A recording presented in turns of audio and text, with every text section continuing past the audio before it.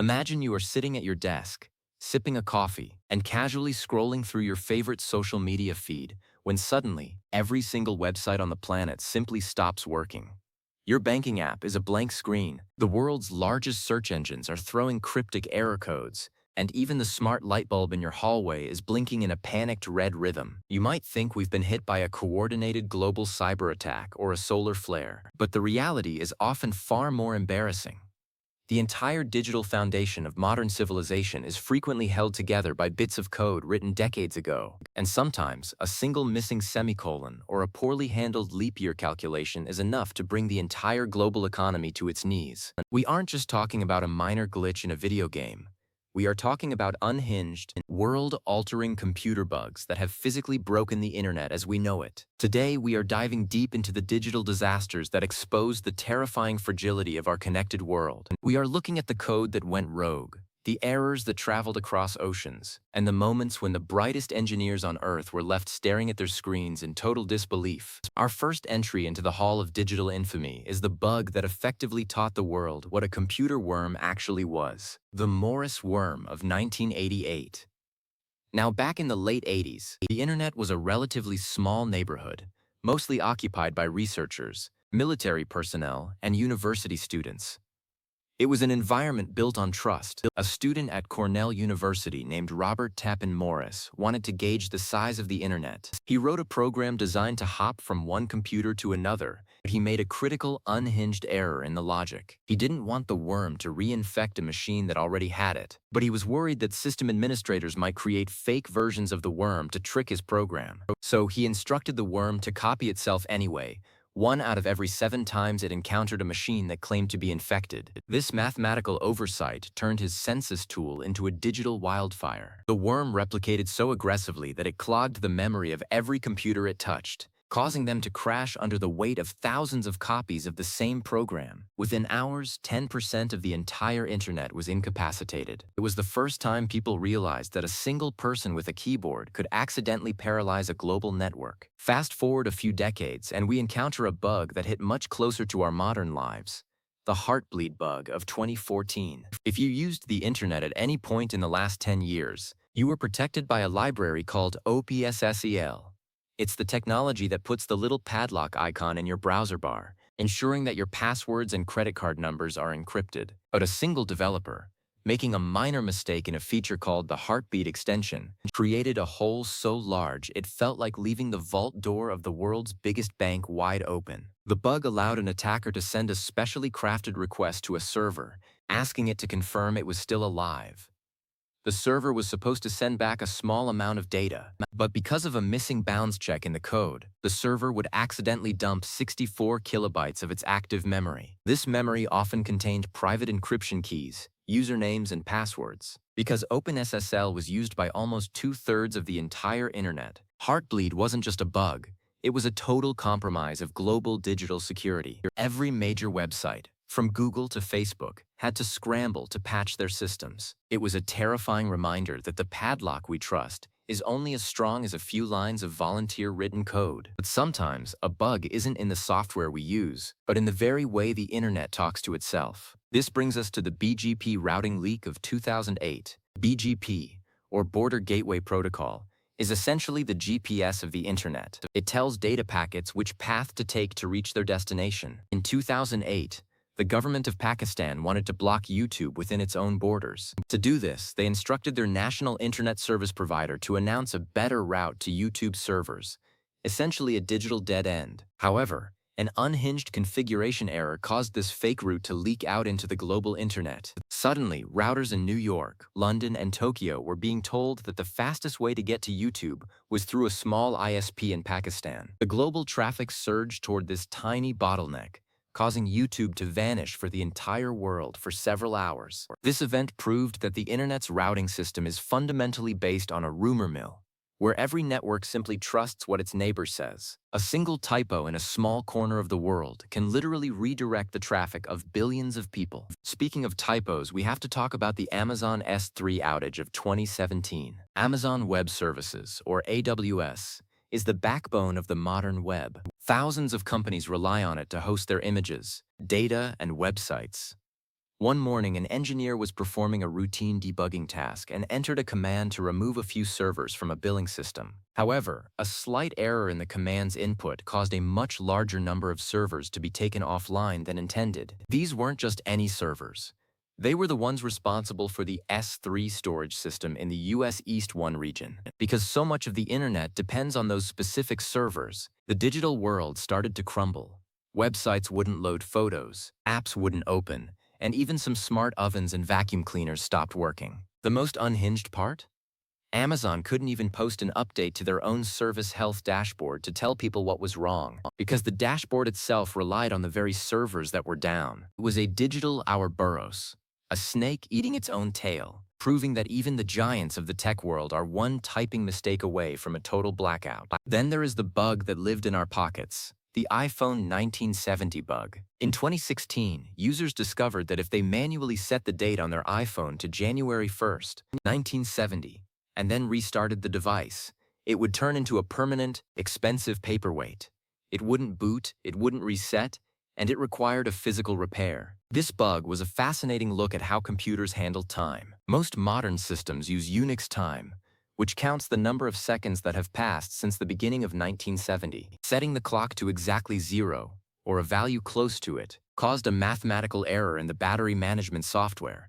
The system would try to perform a calculation that resulted in a negative number, which it couldn't handle, causing the hardware to effectively give up on life. It was a relatively small bug in terms of lines of code, but the fact that a simple date change could destroy a high-tech piece of hardware was truly unhinged. It showed that our devices are constantly performing delicate math in the background, and if the numbers don't add up, the consequences are physical. But for sheer, uninhibited chaos, nothing beats the CrowdStrike blue screen of death event of 2024. This is arguably the most widespread IT outage in human history. CrowdStrike is a top-tier cybersecurity firm that provides protection for millions of computers in hospitals, airports, banks, and government agencies. They pushed out a routine update to a sensor file, but the update contained a logic error that caused Windows systems to immediately crash into a blue screen of death upon booting. Because the software was designed to run at the kernel level, the most protected and fundamental part of the operating system, there was no easy fix. Over 8 million computers worldwide were caught in a boot loop. Flights were grounded, surgeries were canceled, and news stations went off the air. This wasn't a malicious attack, it was a quality control failure in a security update. It proved that in our quest for total security, we have created a single point of failure, so massive that a single corrupted file can halt global commerce. While we are on the topic of security bugs, we absolutely have to discuss shell shock from 2014. For nearly 30 years, a bug sat quietly inside Bash, which is the command line interface used by almost every Linux and Mac computer on the planet. The bug allowed an attacker to hide malicious code inside an environment variable. When the computer went to check that variable, it would accidentally execute the hidden code. Because Bash is used behind the scenes by web servers, routers, and even some smart fridges, shell shock meant that billions of devices had been vulnerable for 3 decades without anyone noticing. It was like discovering that every lock made since the 1980s had a secret master key that worked for anyone who knew the trick. The unhinged part wasn't just the bug itself, but how long it remained hidden in plain sight, proving that the older the code, the more likely it is to contain a sleeping giant. Let's talk about a bug that was so unhinged it felt like a prank. The Google "Every website is dangerous" bug of 2009. For about 40 minutes one Saturday morning, every single search result on Google was flagged with the warning, "This site may harm your computer." Even Google.com itself was flagged as a dangerous site. This caused the internet to effectively halt, as millions of people were blocked from accessing any website through the world's most popular gateway. The cause? A human error where a / per inch was accidentally added to the list of malicious sites. Since every single URL contains a /, Google's automated system concluded that the entire internet was a virus. It was a simple data entry error that accidentally quarantined the whole World Wide Web. It showed just how much power a small list of bad websites has over our daily navigation. Another fascinating unhinged moment occurred with the Fastly outage of 2021. Fastly is a content delivery network, or CDN. They help speed up the web by storing copies of websites closer to the users. A single customer changed their configuration setting, which triggered a previously unknown bug in Fastly's software. This bug didn't just affect that one customer, it rippled through their entire global network. Suddenly, major sites like Reddit, Twitch, the New York Times, and even the UK government's official website went dark. This event highlighted the middleware problem. We think we are connecting directly to a website, but we are actually passing through layers of invisible accelerators and load balancers. When one of those layers has a glitch, the surface-level internet simply disappears. It was a massive wake-up call about the hidden companies that actually run the web. We also have to mention the Y2K bug's younger and more obscure brother, the year 2038 inches problem. While Y2K turned out to be less catastrophic than predicted because engineers worked tirelessly to fix it, the 2038 bug is built into the way 32-bit systems count time. On January 19, 2038, the number of seconds since 1970 will exceed the maximum value that a 32-bit integer can hold. At that exact second, the clock will wrap around to a negative number, and systems will believe it is suddenly 1901. We've already seen early glitches from this bug in long-term financial projections and older embedded systems. It is an unhinged architectural flaw that was baked into the very foundation of computing back when people thought 32 bits was infinite space. It's a ticking digital clock that reminds us that code is not eternal. It is a product of its time. Sometimes, a bug is so pervasive it affects the physical world in ways we don't expect. Consider the Mars Climate Orbiter bug of 1999.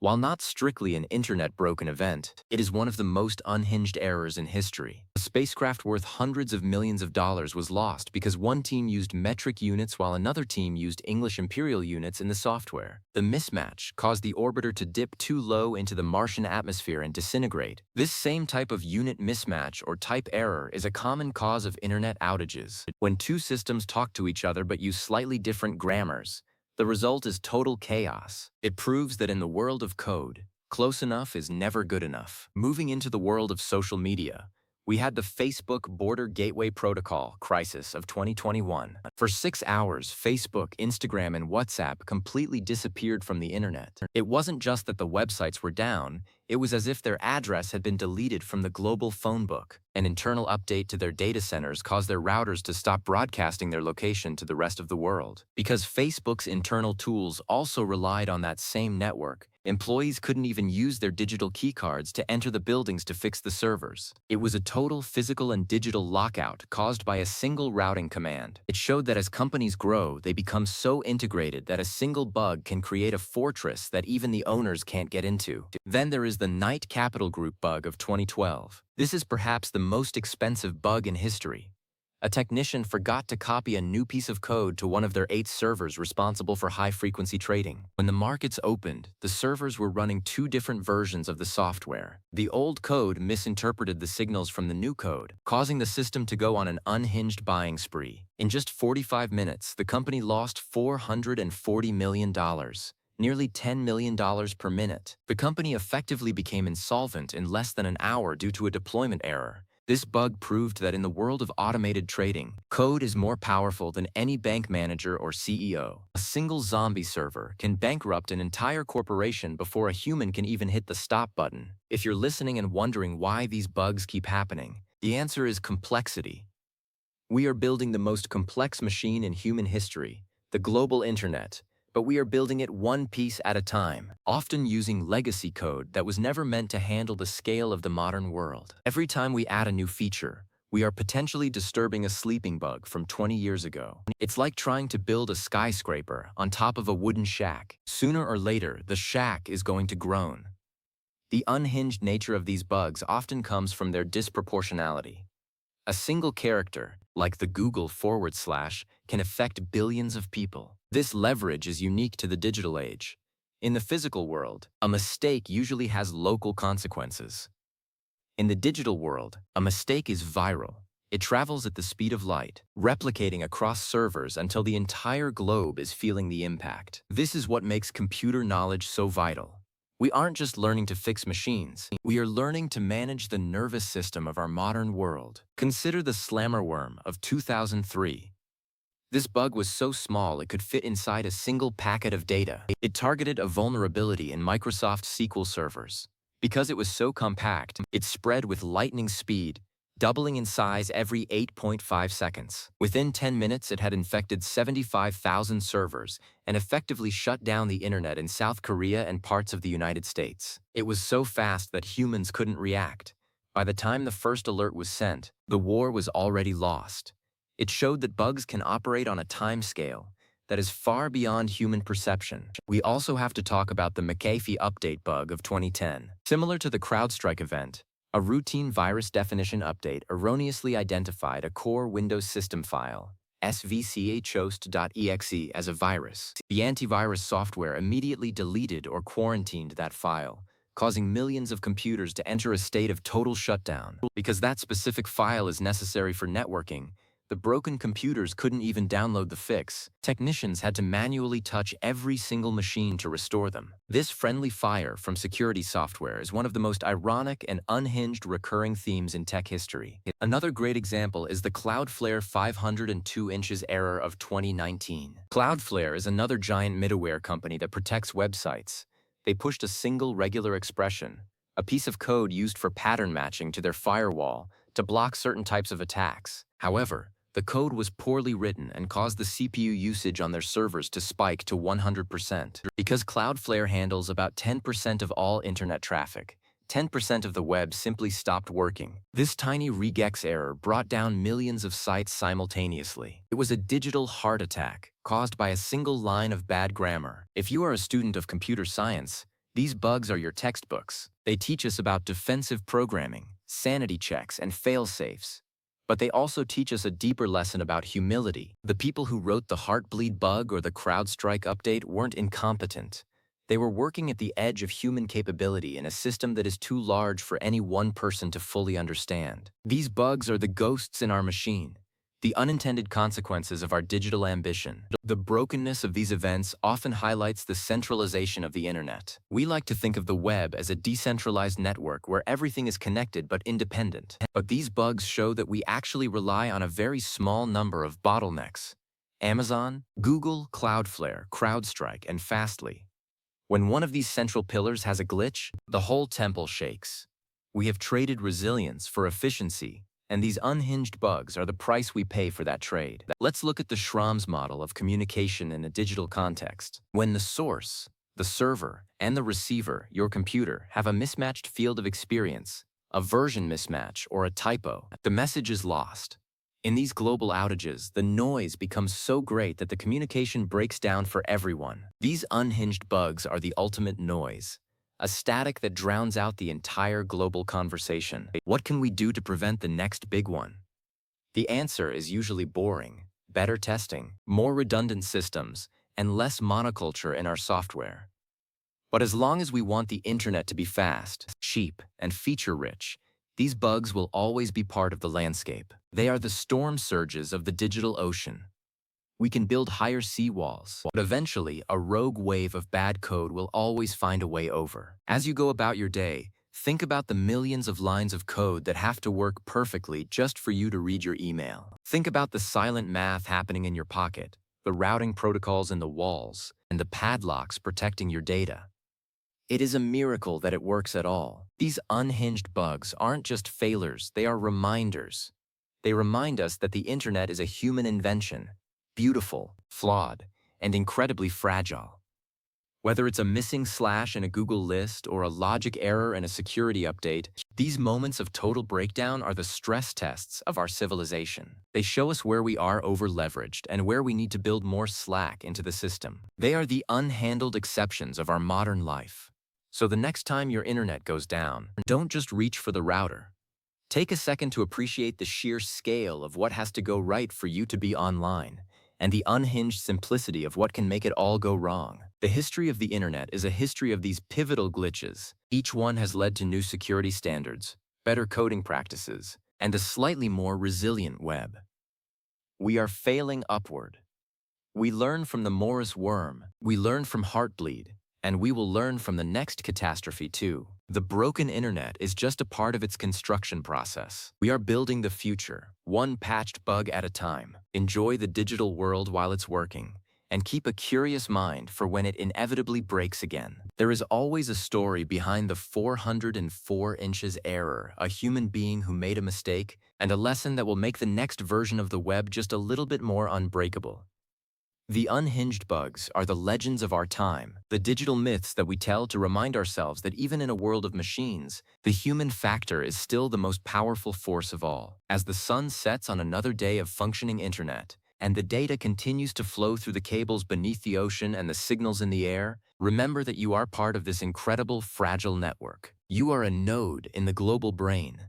And just like any brain, sometimes the internet has a migraine, a glitch, or a nightmare. It's all part of the experience of being connected. So, rest easy, keep your systems updated, and don't change your iPhone date to 1970. The digital world is vast, complex, and sometimes a little bit broken, but it's the most amazing thing we've ever built. And even when it's unhinged, it's never boring. No matter where life takes you, through the blue screens or the 404 errors, you are witnessing the growing pains of a new era. We are the first generation to live in a world that can break globally in less than a second. That is both a terrifying responsibility and an incredible privilege. Understanding the why behind the outage is the first step toward building a world that doesn't just work, but lives. The answer that surprises most people isn't that the internet is strong, but that it is stubborn. It breaks, but it always comes back. We patch the code, we reboot the servers, and we keep going. That is the real magic of the web. It is a living system that learns from its own unhinged mistakes, and that, in the world of computer knowledge, is the only logic that truly matters. As the digital lights flicker back on and the retry buttons finally work, appreciate the silence of the code that is finally behaving. It's the hum of a world that is once again in sync. Until the next bug, the next typo, or the next unhinged moment of code gone wild, stay curious, stay informed, and always, always keep a backup. You never know when the next unhinged bug is coming for your blue screen.